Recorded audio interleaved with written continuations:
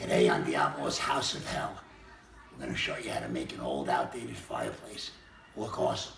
We'll be installing a reclaimed beam. We're going to do a white smear on this. Check it out.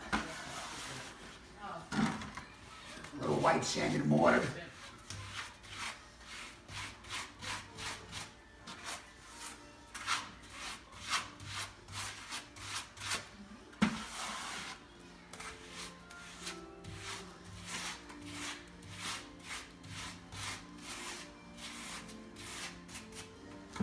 This is gonna be an idea to look that we're going for.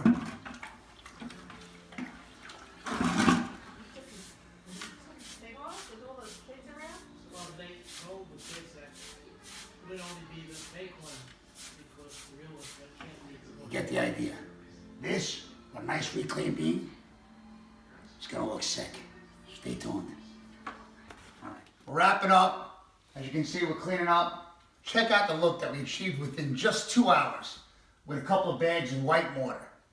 Awesome new look. We're gonna install an awesome reclaimed beam that we'll get from Real Antique Wood in Irvington, New Jersey. That's our go-to for reclaimed wood. We'll post some pics when we're done. This thing's gonna look hot.